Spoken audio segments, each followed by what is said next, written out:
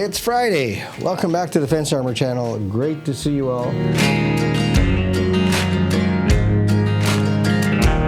It's another exciting day. We're looking at the Fence Armor brush, working on a project for an outdoor fence. You can see Frank, a great property maintenance company, and he's been very successful. And in this case, you're seeing him doing the staining on this fence, and the project went really well. In fact, on one side, customer wanted pecan, and on the other side they wanted honey. So it's a really interesting combination, and it just goes to show you, even though the stain is a little bit porous, it was well concealed and well hidden based on those two colors. So you can have a neighbor that says, hey, I want honey, and a neighbor that says, hey, I want pecan, and they still live well together.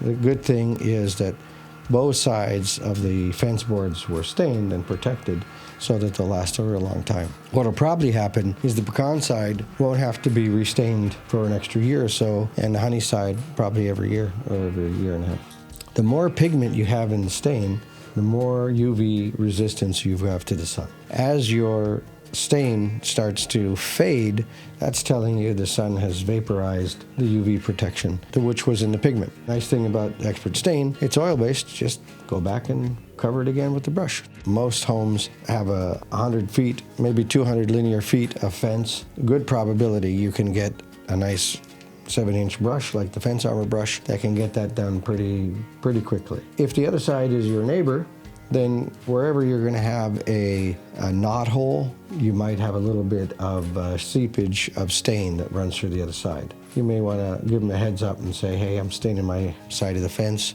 Invite him to stain his side. Obviously, it'd be great to have that board in good condition on both sides. When it fails on one, it fails on the other. The nice thing about a brush is really starting at the top and working your way down. And this will allow you to automatically back brush. We say we're going to back brush, but ultimately with a pig bristle brush that you have with the Fence Armor brush, it really holds a lot of stain. And now when you're brushing, you're getting a lot of Expert Stain onto the fence because it's a single coat product. You're taking and covering the wood in stain, and it's absorbing that as you go. So it is self-leveling, and it will look great when you're done. It's a very forgiving product. If you've got decorative grates or plates that you want to protect, as it were, if they're plastic, then you want to either take them off or tape them. But if they're metal, you probably just wipe them down later. It won't make a difference. If you put oil on steel, you can wipe it off and the steel will look better than when you started. Unlikely to get any significant amount of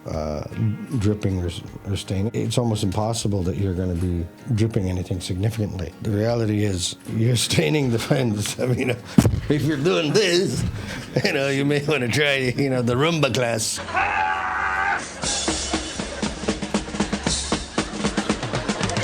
To get it on the fence, one board at a time, as it were, as opposed to going halfway down the fence and going over to the next side of the house and coming back. You're going to get a lap mark for sure. Finish one panel, top to bottom, all the way along the fence. And of course you can, as I said, start at the top. So start on that top rail. You'll have a little bit of run on either side, and this way you can clean it up with the brush vertically and horizontally. The brush obviously is working both ways. If you find it better to get a longer pole, you can use a broomstick pole, cut it to the length you like, and then use that as your pole, because the thread is standard and it'll accommodate any type of pole that you may have. You can see Frank here doing a good job, and that's why he has a property maintenance company, because properties need maintenance. You have great weather, get out there, grab a brush, grab the stain, and get that fence looking great again.